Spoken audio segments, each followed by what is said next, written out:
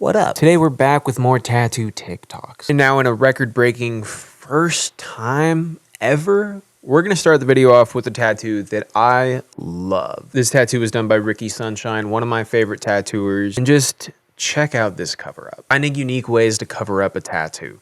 This is, without a doubt, one of the best cover-up tattoos I've ever fucking seen. First of all, they did a great job covering this tattoo. You would genuinely have no idea there was a tattoo underneath there. And second of all, they covered it with the perfect subject matter. I cannot think of something that could have covered this tattoo better. Usually when we're talking about cover-up tattoos, the tattoo that we are covering up with, usually it's like 3 times bigger than the previous tattoo. And that's not like a rule, but it just usually ends up shaking out that way because you need the design to be significantly bigger in order to hide the previous tattoo without it being so obvious, without it there just being this big blob of black without any purpose. This is an extremely unique way to cover up this tattoo, and still to this day, probably one of the coolest cover-up tattoos I've ever seen. And again, like I said, this tattoo was done by Ricky Sunshine. If you want to see more of his work, be sure to check him out. Now let's get back to the usual regularly scheduled program. Let's look at some dog shit. Not actual dog crap, but we're going to look at some bad tattoos now. Let's check out this, what is this, a Spartan type of thing? Jesus Christ, man. How? I don't... I genuinely don't understand how this ends up on the internet. For the stars to align for this tattoo to exist, it's actually like mind-blowing. Like, this tattoo artist existed and somebody hit them up and was like, yo, can I get a tattoo from you? First of all, that's insane because this tattoo fucking sucks. I can't imagine that this tattoo artist, and I'm using that term pretty loosely, is doing any work that looks anything better than this. So somebody saw a tattoo that looked identical to this and was like, fuck yeah, let me get one of those. That already is a feat in its own. But then they get the tattoo and the tattoo artist did it and they thought to themselves, fuck yes, we've done it yet again. A banger tattoo. Let's post that shit. For both those things to happen, wow. I mean, it's actually pretty remarkable. And I mean, as far as what's wrong with this tattoo, it's almost easier to talk about what's right with it, which would be nothing. None of these lines were applied well. They're all extremely shaky. None of them are straight. The shading was was clearly done by somebody who doesn't know how to tattoo. I mean, there's hardly even in the skin. I mean, the bright side is it's probably most of this is going to fall out and you can cover it up super easy. But if you do that, definitely don't go to the same guy to get it covered up. This is a nightmare tattoo. Let's see what else we got in this batch.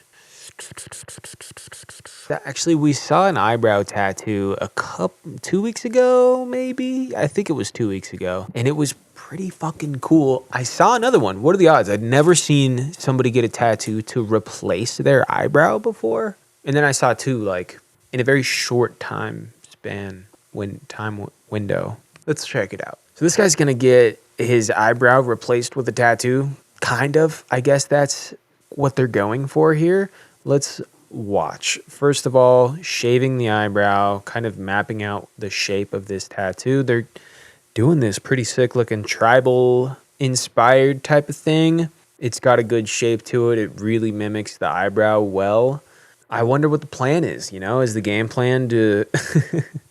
That's funny. Is the game plan to, like, grow back the hair on top and have this tattoo just kind of be underneath? Because that would look pretty fucking cool. The coolest part is that you could just run it without growing back the hair. You could shave your hair as often as you need to shave your eyebrow hair. I'm not sure how often that is. And this would just look like... It would look like your eyebrow. It wouldn't look like a face tattoo. And I think that's the cool part about this. And I think I do think that's kind of exactly what I said last time. So sorry for being redundant, but it's a really smart tattoo, honestly. And I don't think anybody that wants a face tattoo should do this. I think it's a very specific kind of face tattoo. Just wanted to share that one again. Let's keep digging through this pile of mud. Let's check out Ink sacs. So maybe one of the more disgusting parts of getting tattooed. The whole process is gross, but this is these certainly look really gross. And if you don't know what this is, when people get tattooed, there is this aftercare product.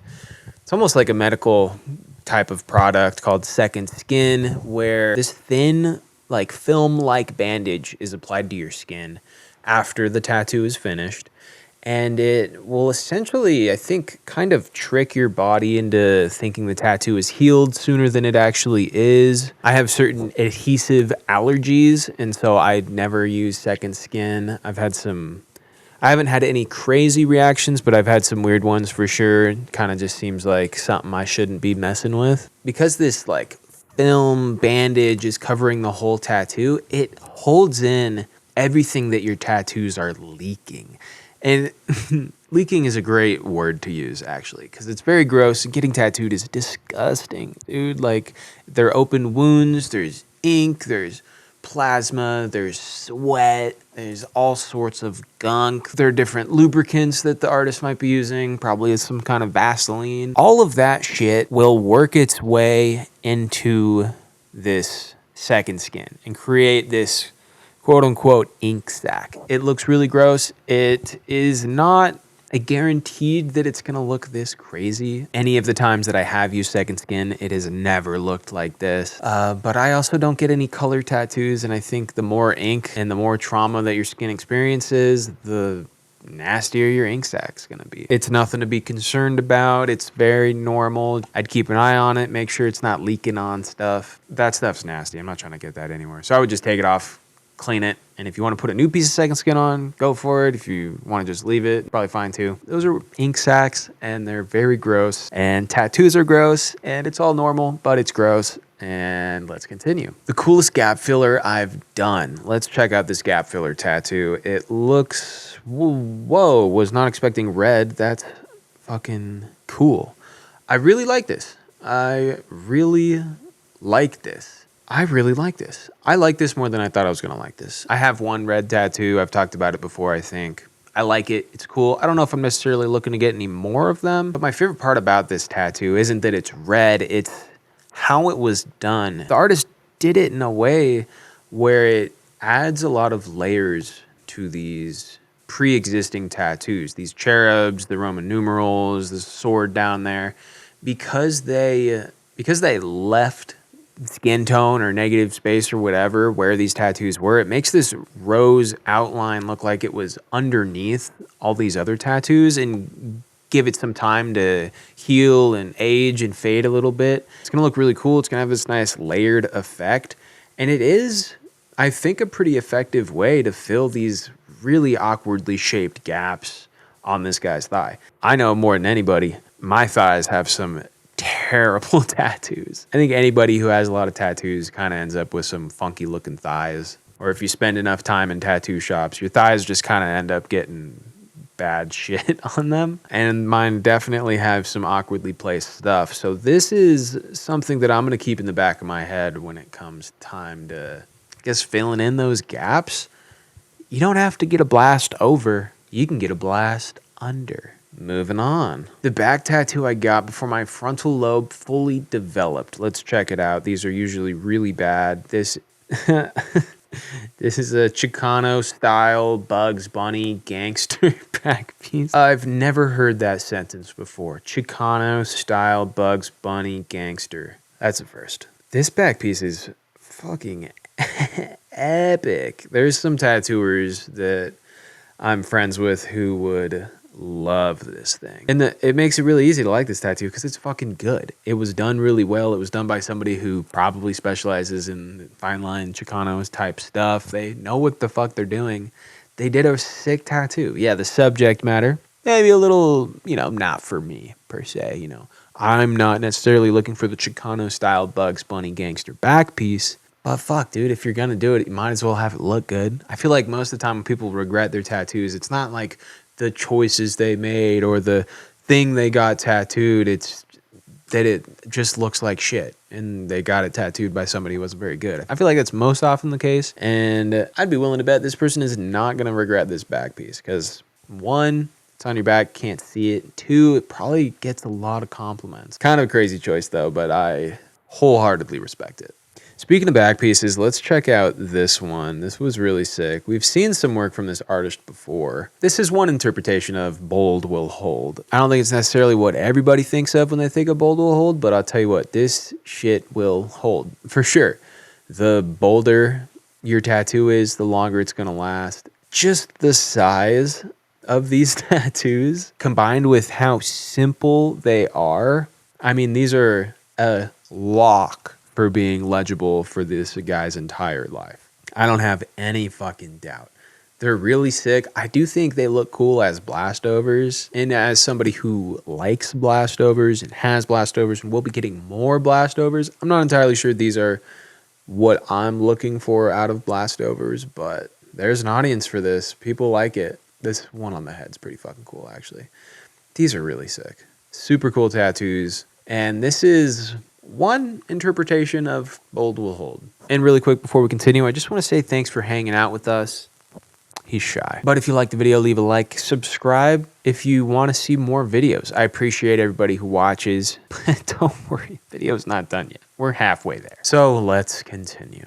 Ow! Fuck. Okay, this next video is from an artist who we've shown on this channel before. It's been a while though, and they're back at it again, so let's talk about it. This has to be the most misleading tattoo marketing shit I've ever seen. I mean, this person's telling you that they can hook you up with the most delicate, fine line silhouettes of your kids' faces on the inside of a finger. Not only does this not look like anything, it's not actually going to look like that on the inside of your finger. The inside of your finger is one of the stupidest places that you can get a tattoo because it's the inside of your fucking finger.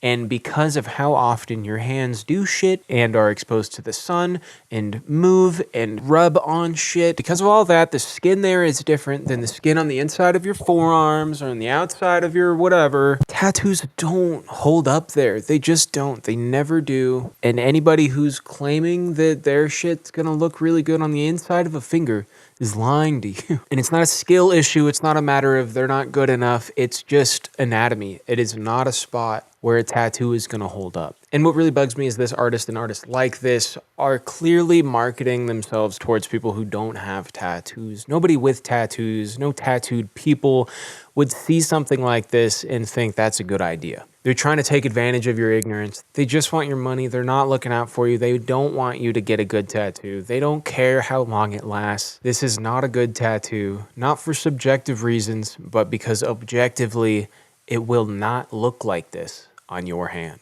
And speaking of tattoos looking how they're not supposed to look, let's check this one out. Palm tattoos. Day 1, it looks pretty good. Day 4, it's already almost halfway gone. Day 8, where'd it go?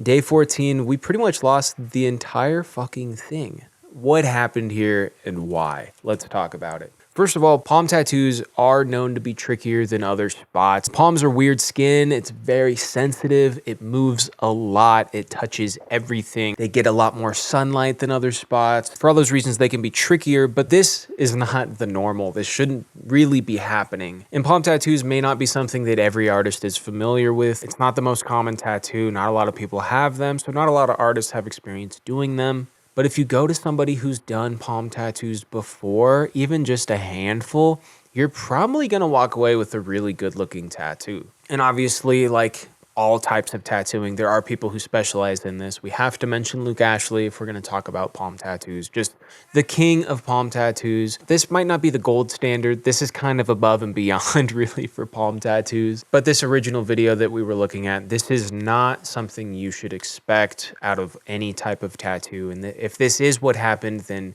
you went to somebody who didn't know what they were doing. And I recommend you try again with somebody else. And yeah, some tattoo artists don't know what they're doing, but others do. This is a great example of a tattoo artist who knows what the fuck they're doing. Let's watch. If your tattoo artist isn't able to draw on your tattoo on the spot, are they even really a tattoo artist? Who's to say? Maybe not me, but this is extremely impressive and a very useful skill that I think any tattooer should be able to do for most styles. I'll leave it there. And for starters, there's a lot of benefits to drawing on a tattoo like this, freehanding it.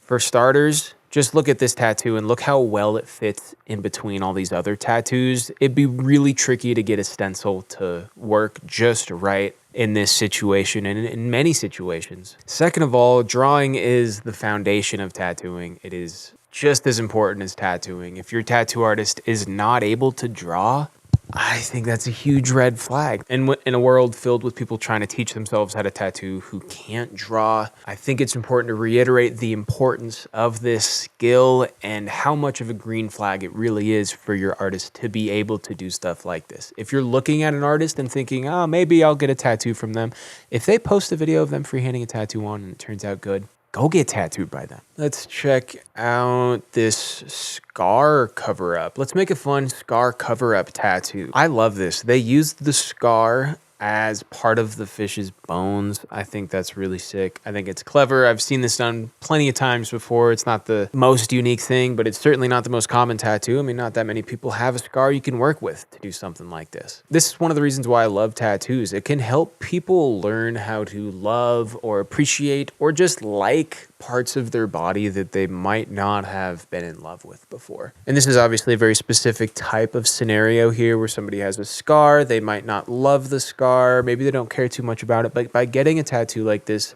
they can like regain some control, take some power back, take a little bit more ownership over something like that. And I don't need to say it, but I will. People who struggle with like body positivity, loving themselves, loving how they look, accepting how they look, tattoos for a lot of people, for most tattooed people, have been a source of positivity and a source and a tool for helping people learn how to love parts of their body again. And I know a lot of tattoos can be very serious and you want things to look good or you want them to be very deep and meaningful, but sometimes just having a good looking tattoo in a part of your body that you don't find very good looking is more than enough meaning. It's super cool how powerful tattoos really are. What else? Oh, this was crazy. Are we tattooing somebody on a motorcycle? I guess this video is supposed to be cool. Maybe I'm too cynical, but this is pretty fucking stupid. I don't know. Like, it's a cool looking kind of tattoo, whatever. Like, with the story, it makes it kind of cool. I don't know. This video, I just feel like it is really fucking dumb.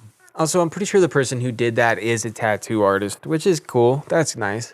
But there's a lot of things you can't control about, I don't know, a motorcycle ride. Like, for example, you're just bouncing along, little pothole, needle just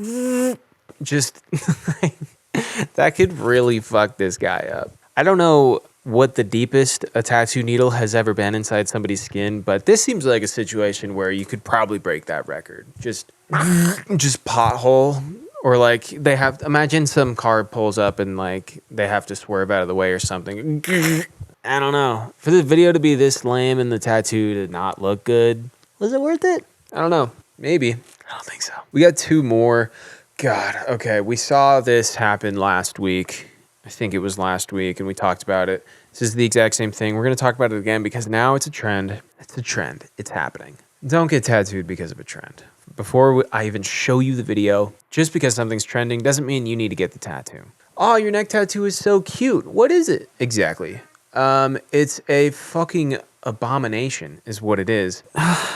It's one thing to be kink shaming people. I think do whatever the absolute fuck you want to do in your own zone, but there's a reason you can't fuck somebody in the middle of a park, okay? And obviously this tattoo is nowhere near that level of insanity, but it is an outward display of your sex, your sexual activity, if you will.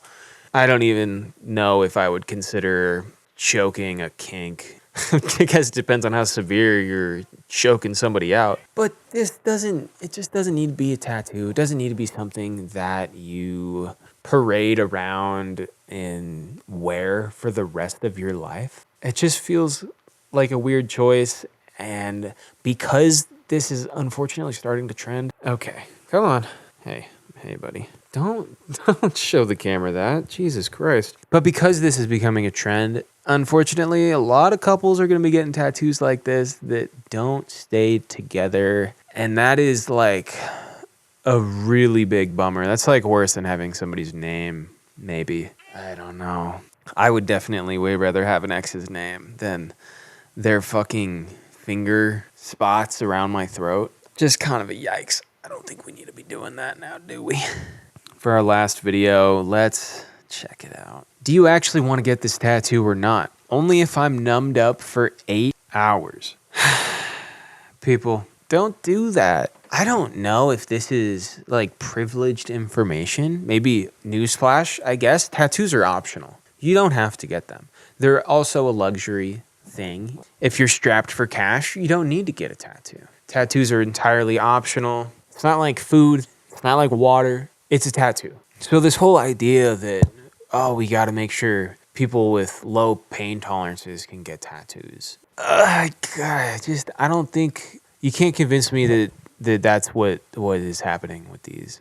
I don't think that these companies are popping up to try and help people who have low pain tolerances or whatever get tattoos. I think they're just trying to convince people that got a tattoo or two that you should probably get some more now. You know, it's not going to hurt. And although there is some insane debate as to whether tattoos hurt or not on the internet that is ongoing and continuous, and I'll never know why, the objective truth is that they do hurt to some degree, and that will vary from person to person. You cannot convince me that it is worth it to add additional risks to something that is already rather risky. We don't need to be adding more injections. We don't need to be messing with nerves. We don't need to be going under anesthesia. These are all things that add risk. These are all things that are involved with like fucking surgeries and shit. And surgeries may be life-saving. They may be life-altering. They may be greatly improving your quality of life.